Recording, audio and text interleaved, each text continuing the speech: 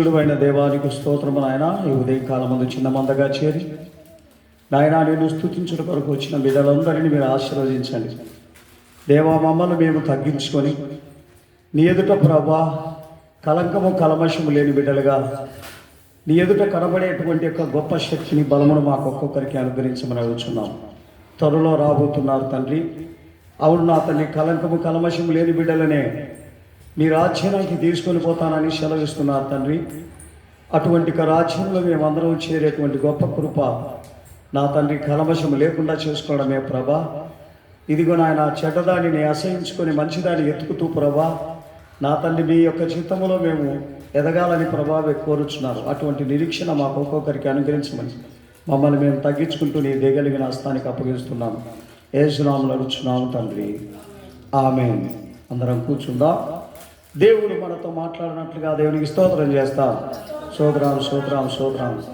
2 దినవృత్తాంతములు 20వ అధ్యాయము 35వ వచనములో మనము చూసినప్పుడు ఇతడు భయంకరమైనటువంటి చెడ్డ రాజు అని చెప్పి మనకు దేవుడు హెచ్చరిస్తున్నాడు. ఇటువంటి యొక్క మనిషి దగ్గర మనము చేరకూడదు అని కూడా ప్రభు సెలవిస్తూ ఉన్నాడు. ఇటువంటి దుష్ట యొక్క రాజు దగ్గర మనం ఎప్పుడు కూడా చేరకుండా ఉండాలని ప్రభు హెచ్చరిస్తున్నారు. చదువుదాం. 2 దినవృత్తాంతములు 20వ అధ్యాయము 35వ వచనము. 2 దినవృత్తాంతములు 20:35 వచనం.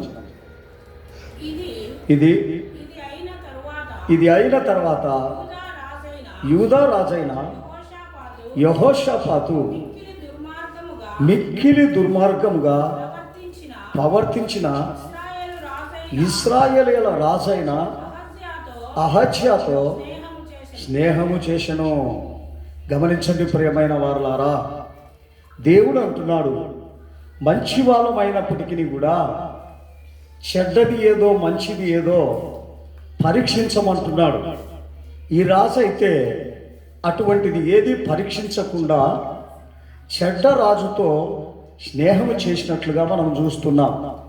అందుకనే అతడు నశించిపోయినట్లుగా, తన ప్రాణమును పోగొట్టుకున్నట్లుగా మనం ఇక్కడ వాక్యంలో చూస్తున్నాం.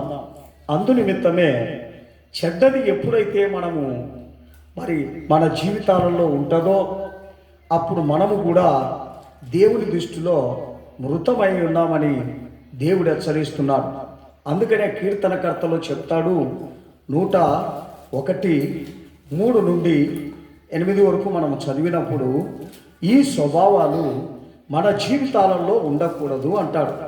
ఈ స్వభావాలు ఎప్పుడైతే మన జీవితంలో ఉంటే మనం కూడా ఈ ఇశ్రాయేలీయుల యొక్క రాజు కలిగినటువంటి యొక్క యెహోషాపాతు వలె మనము కూడా నశించిపోతామని ఈ వాక్యములో తేటగా మనకు హెచ్చరిస్తున్నాడు. కీర్తన 101:3 నుండి 8 వరకు చదువుదాం.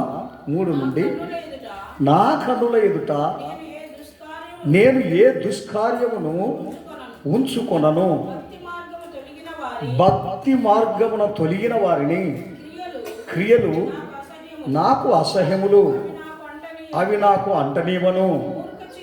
మూర్ఖ చిత్తులు నా యొద్ద నుండి తొలగిపోవలను, దౌష్యమును నేను అనుసరించను. తమ పొరుగు వారిని చాటున దూషించు వారిని నేను సంహరించెదను. అహంకార దృష్టి కలిగిన వారిని, గర్వించిన హృదయము కలిగిన వారిని నేను సహింపను. నా యొద్ద నివసించున్నట్లు దేశములో నమ్మకస్తులైన వారిని నేను కనిపెట్టుచున్నాను. నిర్దోష మార్గమందు నడుచువారు నాకు పరిచారకులగుదురు. మోసము చేయువాడు నా ఇంట నివసించరాదు. అబద్ధములు ఆడువారు నా కన్నుల ఎదుట నిలవడు. యెహోవా పట్టణములో నుండి పాపము చేయువారిని అందరినీ నిర్మూలము చేయునని దేశమందలి భక్తిహీనులందరినీ ప్రతి ఉదయమున నేను సంహరిస్తాను. గమనించండి ప్రియమైన వారులారా, దేవుడు అంటున్నాడు, ఎప్పుడైతే మన జీవితాలలో భక్తిహీనత వచ్చిందో, దేవుని దూరం చేసుకున్నామో, వెంటనే మరణము మనకు వెంటాడుతుంది, వ్యాధులు వెంటాడతాయి, శ్రమలు వెంటాడతాయి. ఇవి యమకింకర్లాగా మనల్ని దిన్నము చంపుతూనే ఉంటాయి. అందునిమిత్తమే అంటున్నాడు, ఆ చెడుతనము మన ఇంటిలో అయినను మన దగ్గర అయినను లేకుండా చేసుకోవాలని ప్రభు మనకి హెచ్చరిక చేస్తూ ఉన్నాడు.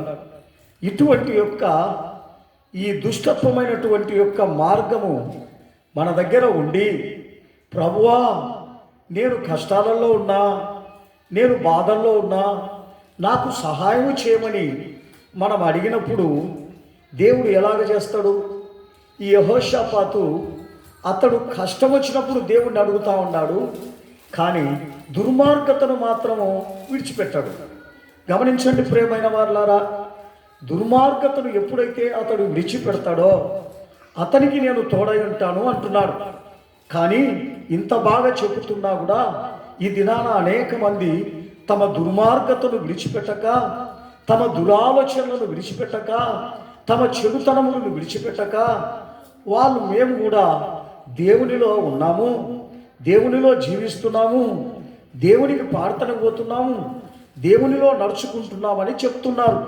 కానీ వారికి ఎందుకు అనుకున్న కార్యములు నెరవేరలేదు అంటే తమ దుష్టత్వమును విడిచిపెట్టుకోకుండా ఉన్నదాన్ని బట్టే. హల్లెలూయా. ఏమి విడిచిపెట్టుకోకుండా ఉన్నదాన్ని బట్టే, వారి పాపము నుండి విముక్తి పొందకోకుండా ఉన్నదాన్ని బట్టే వారి జీవితాలు ఎంత ప్రార్థన చేసినప్పటికీ కూడా అవి ఆశీర్వాదకరముగా మార్చబడలేకపోతా ఉన్నాయి. అందును బట్టి దేవుడు అంటున్నాడు, అదే 100 కీర్తనలో 141వ అధ్యాయము 4వ వచనం చదువుదాం. కీర్తన 141వ అధ్యాయం 4వ వచనం. 41 నా కుడి పక్కన 41:4 పాపము చేయి వారితో కూడా నేను దుర్నీతి కార్యములలో జ్వరబడకుండునట్లు నా మనసు దుష్కార్యమునకు తిరగనీయకుండా చూసుకోవాలా అంటాడు. వాని రుచిగల పదార్థములు నేను తినకయుందునుగాక.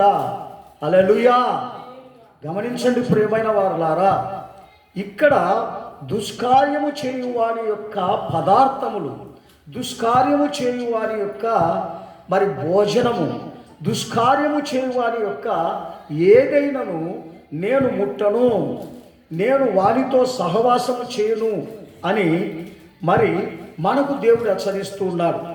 అలాగా మనము చేసినట్లయితే మరి మన యొక్క ఆశీర్వాదం కోల్పోతాం, మనకున్నటువంటి యొక్క భక్తిని కూడా కోల్పోతాం. ఎందుకంటే వాని అనీతి కార్యము, వాని భక్తిహీనత మనందరి మీదకి వచ్చేస్తుంది. వచ్చి మనమందరము కూడా పైకి ప్రార్థన పరులుగా ఉంటామే కానీ శక్తిని ఆశ్రయించని వాళ్ళుగా ఉంటాం, బలాన్ని ఆశ్రయించని వారుగా ఉంటాం. గమనించండి, ఆశీర్వాదాన్ని ఆశ్రయించని వారుగా ఉంటాం. ఏ ప్రయోజనం? గమనించండి, ఏదో బతుకుతున్నామంటే బతుకుతున్నాం, జీవిస్తున్నామంటే జీవిస్తున్నాం, కానీ మమ్మల్ని దేవుడు బాగు చేస్తాడు, స్వస్థత పరుస్తాడు, మేము ఆరోగ్యంగా ఉంటామనేటువంటి స్థితి మనలో రాదన్నమాట.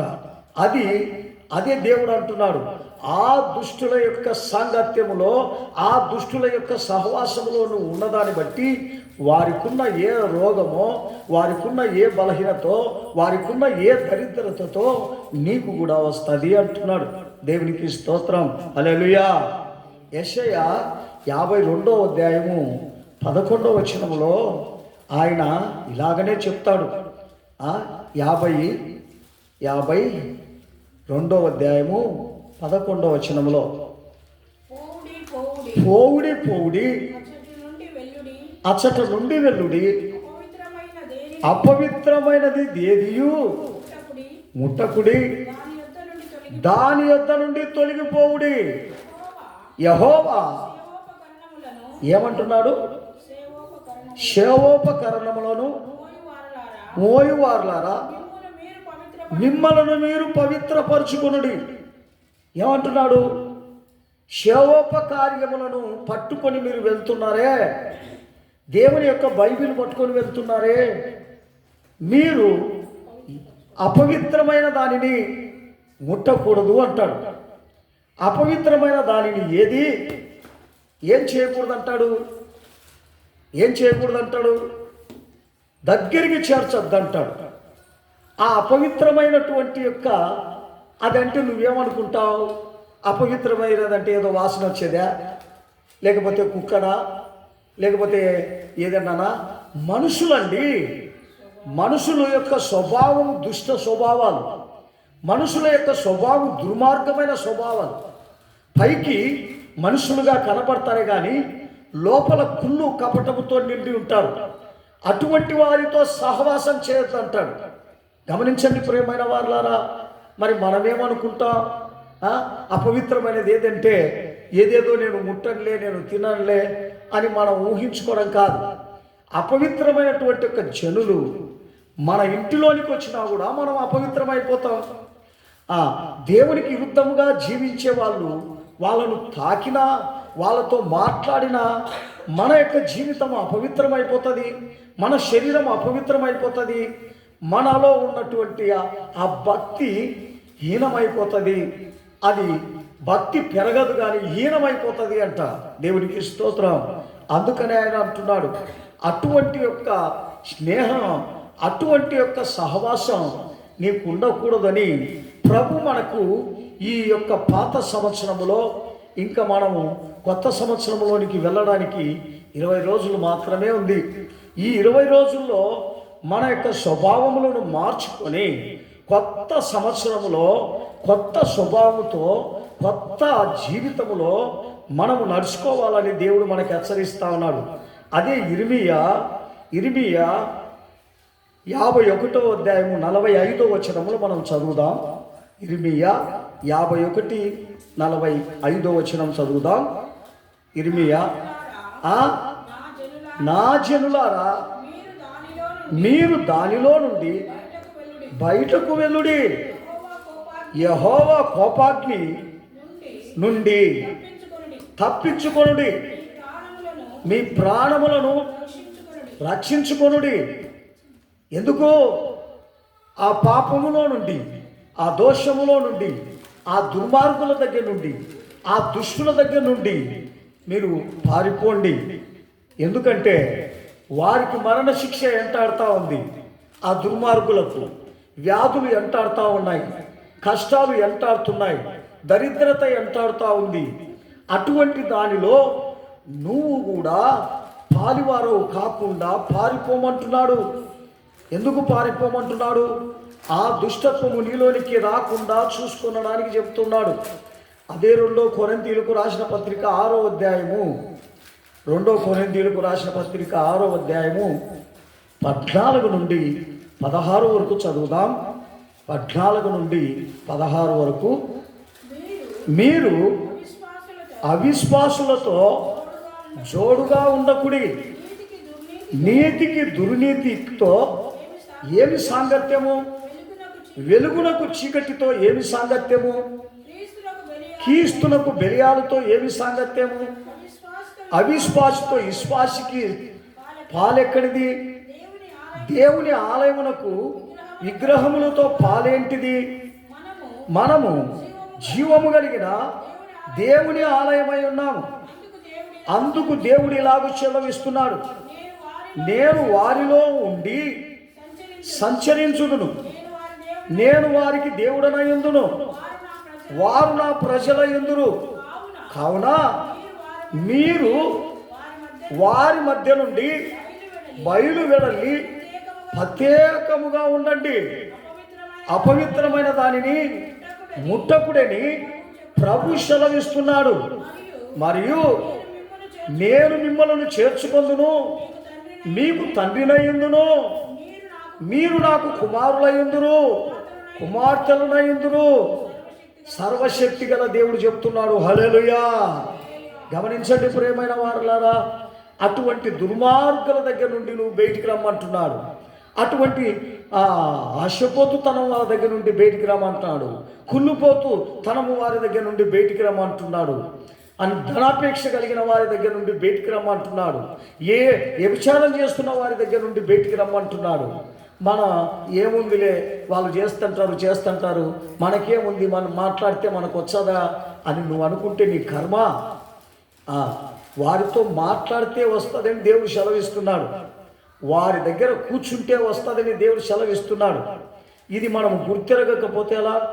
అదే ఎఫెసీయులకు రాసిన పత్రిక 5:11 మనం చూస్తే, ఎఫెసీయులకు రాసిన పత్రిక 5:11 ఎఫెసీ 5:11 5:11 ఎఫెసీయులకు రాసిన పత్రికలో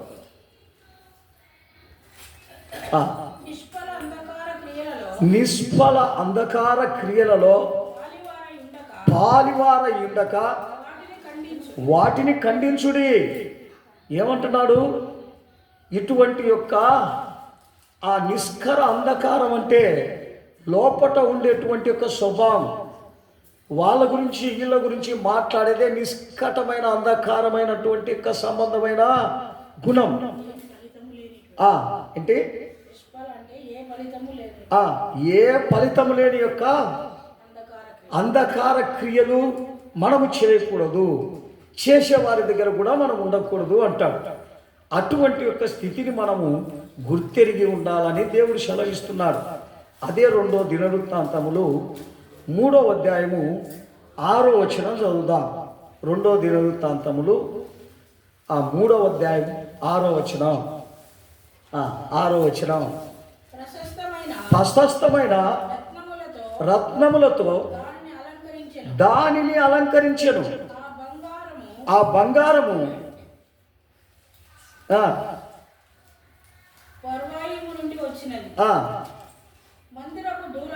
మందిరపు దూలములు, స్తంభములను, ఆ గోడలను, దాని తలుపులను బంగారముతో పొడిగించిన గోడల మీద కేరుబులను చెక్కించెను. గమనించండి ప్రియమైన వారులారా, ఇవన్నీ అలంకరణ చేసినాడు, కానీ తన యొక్క హృదయంలో దేవుడు లేడు. గమనించండి. ఆ స్థితి ఎప్పుడైతే ఆ మనిషిలో 14 వచ్చిన 14:15 అతడు నీలి నూలుతో, ఊదా నూలుతోను, సన్నపు నారపు నూలుతోను ఒక తెరను చేయించి దాని మీద కేరుములను గుట్టించాను. ఇదియుగాక మందిరము ముందర ఉండుటకై 35 మూరల ఎత్తుగల స్తంభములను, వాటి మీదికి 5 మూరల ఎత్తులు గల ఆ పీటలను చేయించాను. ఇవన్నీ చేయించినాడే కానీ అతని యొక్క స్వభావం మాత్రం ఏమైంది? చెడుదిగా ఉంది. గమనించండి ప్రియమైన వారులారా, దేవుని సన్నిధానంలో ఎన్నో చేసినా, ఎన్నో ఇచ్చినా, మన యొక్క చెడుతనము మన దగ్గర ఉన్నంత వరకు అది అంగీకరింపబడదని దేవుడు హెచ్చరిస్తున్నారు. అందుకనే 2వ తిమోతికి రాసిన పత్రిక 2వ తిమోతి 3వ అధ్యాయం 5వ వచనములో చెప్తాడు. 2వ తిమోతి 3:5 వచనము. 2వ తిమోతి 3:5 వచనం. పైకి భక్తి కలిగిన వారుగా ఉండి దాని శక్తిని ఆచరించని వారునై ఉందురు. ఇట్టి వారికి నువ్వు దూరంగా ఉండమంటున్నాడు. పైకి భక్తి, ఇదిగో ఆ మందిరానికి ఎన్నో అద్భుతాలు చేసినాడు, ఆశ్చర్యకరంగా చేసినాడు, కానీ పైకి భక్తి చూపిస్తున్నాడు, లోపట మాత్రం అతని దగ్గర భక్తి లేదు. గమనించండి ప్రియమైన వారులారా, అటువంటి వారికి దూరంగా ఉండమంటున్నాడు. వారి నుండి నీకు శాపం వస్తుంది అంటున్నాడు. అదే తీతుకు రాసిన పత్రిక 3వ అధ్యాయము 10-11 మనం చూస్తే, తీతుకు రాసిన పత్రిక 3:10-11 చదువుదాం. మతభేదములు కలిగించు మనుషునికి 1-2 మారు బుద్ధి చెప్పిన తర్వాత వానిని విసర్జించుము. అట్టివాడు మార్గము తప్పి తనకు తానే శిక్ష విధించుకుంటున్నాడు, పాపము చేయుచున్నాడు అని నీవు తెలుసుకో. హల్లెలూయా. గమనించండి ప్రియమైన వారులారా, ఇది మంచిది కాదని యాజకుడు చెప్పినప్పుడు దానే నేను చేస్తా, దాని ప్రకారమే ఉంటాను అని దానే పదే పదే చేసేటువంటి నీకు ఏముండదంటున్నాడు. ఏ యొక్క దేవుని యొక్క స్థితి, దేవుని యొక్క మరి రాజ్యము ఉండదంటున్నాడు. గనుక మనము హెచ్చరిక కలిగి ఉండాలని దేవుడు సెలవిస్తున్నాడు. గమనించండి ప్రియమైన వారులారా, ఇది చివరి దినాలలో మనం ఉన్నాం. 2వ యోహానులో చెప్తాడు. 2వ యోహాను 10వ వచనం చదువుదాం, 11వ వచనం, 2 వచనాలు చదువుదాం. 2వ యోహాను 10వ వచనం, 11వ వచనం. ఎవడైనను ఈ బోధను తేక మీ యొద్దకు వచ్చిన ఎడల వానిని మీ ఇంట చేర్చుకొనవద్దు, వానికి శుభమని చెప్పను వద్దు. శుభమని చెప్పు వాని దుష్కార్యాలు, వాని దుష్ట క్రియల్లో మనమందరం పాలివారం అవుతాం. హల్లెలూయా. వాడు కూడా సేవకుడు కదా, వాడు కూడా ప్రార్థన చేసేవాడు కదా. వాడు దుష్టుడు అంటే నీకు తెలియదు. పైకి భక్తి కలిగిన వాడుగా వస్తున్నాడు, పైకి బైబిల్ పట్టుకొని వస్తున్నాడు, పైకి వేషం వేసుకొని వస్తున్నాడు. ఈ బోధ తేక వచ్చిన వారిని మీ ఇంట చేర్చుకొనవద్దు అంటున్నాడు. గమనించండి ప్రియమైన వారులారా, అందుకనే ప్రకటన గ్రంథంలో చెప్తాడు. 2వ అధ్యాయము 20వ వచనంలో చెప్తాడు. ప్రకటన 2:20లో చెప్తాడు. ప్రకటన 2:20లో అయినను నీ మీద తప్పు ఒకటి నేను మోపవలసి ఉన్నది. ఏమనగా నేను ప్రవక్తినని తాను ప్రవక్తినని చెప్పుకొనుచున్న యెజబెలు అను స్త్రీ నీవు ఉండనిచుచున్నావు. జారత్వము చేయుటకును విగ్రహములకు బలివిచ్చిన వాటిని తినవచ్చనియు అది నా దాసులకు బోధించుచు వారిని మోసపరుచుచున్నావు. గమనించండి ప్రియమైన వారులారా, ఏముందిలే అందరూ దేవుళ్ళే కదా అని చెప్పి బలిచ్చిన దానిని తింటూ మనం ఏమైపోతా ఉన్నాం. గమనించండి, దేవునికి అటువంటి వారికి కూడా నువ్వు దూరంగా ఉండమని చెప్తున్నాడు. అంతా ఒకటేలే అనేటువంటి యొక్క మనుషులకు దూరంగా ఉండమంటున్నాడు. అన్నీ చేయొచ్చు, అన్నీ మనం ఉండవచ్చు, మళ్ళీ ప్రార్థన చేయొచ్చు. ఇదేంటిది? అది దుర్మార్గం కదా, అది అన్యాయం కాదా, అది అక్రమం కాదా? అది తెలుసుకొనకుండా పైకి భక్తిని చూపిస్తే ఎంత దౌర్భాగ్య స్థితి. అదే ప్రకటన గ్రంథం 18వ అధ్యాయము 2వ వచనం 4వ వచనం చదువుదాం. ప్రకటన 18వ అధ్యాయము 4వ వచనం. మరియు ఇంకొక స్వరము పరలోకములో నుండి ఇలాగు చెప్పగా నేను వింటిని, నా ప్రజలారా, మీరు దాని పాపములలో పాలివారు కాకుండానట్లు దాని తెగుళ్ళలో ఏదియు మీకు రాకుండానట్లు దానిని విడిచి రండి. హల్లెలూయా. ఏమంటున్నాడు దేవుడు? ఇదిగో అది తెగులుతో నిండింది, అది వ్యాధితో నిండింది, అది పాపముతో నిండింది, అది కపటముతో నిండింది, అది అన్యాయముతో నిండింది, అది అక్రమముతో నిండింది. దాన్ని విడిచి రండి, నా దగ్గరికి వచ్చి పరిశుద్ధపడండి, నా మాటలు విని నా చిత్తం మీరు చేయండి అని ప్రభు మనందరికీ హెచ్చరిస్తున్నాడు.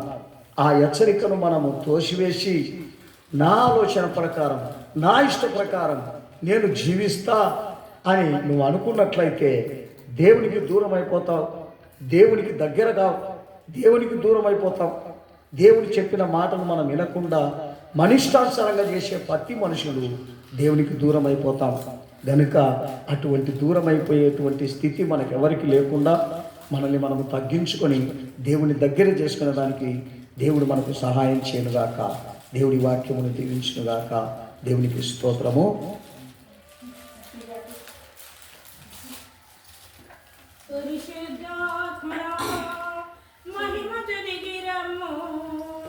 పరిశుద్ధాత్మ దేవుడా పౌరములయము, పరిశుద్ధాత్ముడా మహిమతో దిగిరము, పరిశుద్ధాత్మ దేవుడా పౌరములయము, ప్రభు దిగిరము, ప్రేమతో దిగిరము, హల్లెలూయా, దిగిరము, శక్తిగా దిగిరము, రము దిగిరము, ప్రేమతో దిగిరము, ప్రభువా దిగిరము, శక్తిగా దిగిరము, హల్లెలూయా, హల్లెలూయా.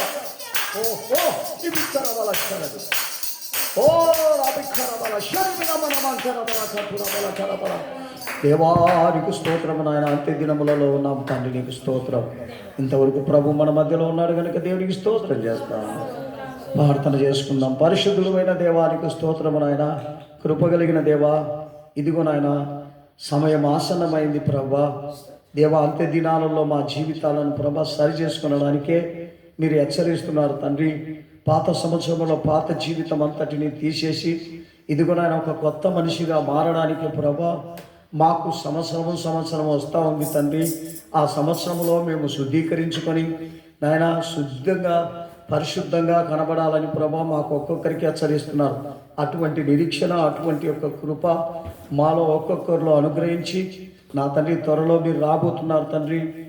ఆ రాకడకు ప్రభా కల్మషము కలంకము లేని పరిశుద్ధ జనముగా మేము ఉండడానికి సహాయం చేయమని మమ్మల్ని మేము తగ్గించుకుంటూ నీ దయగలిగిన హస్తానికి అప్పగిస్తున్నాం.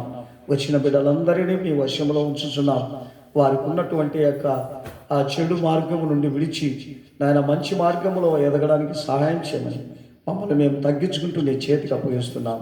యేసునామములో అడుగుచున్నాము తండ్రి, ఆమేన్. అందరూ దేవునికి స్తోత్రం చేస్తాం. స్తోత్రం స్తోత్రం స్తోత్రం స్తోత్రం. నా ప్రాణమా యెహోవాను సంతించుము, నా అంతరమున సమస్తమైన పరిశుద్ధ నామమును సంతించుము. నా ప్రాణమా యెహోవాను సంతించుము, ఆయన చేసిన ఉపకారములలో దేనిని మరొకము. అందరూ దేవునికి స్తోత్రం చేస్తాం. స్తోత్రం స్తోత్రం స్తోత్రం. హల్లెలూయా హల్లెలూయా హల్లెలూయా.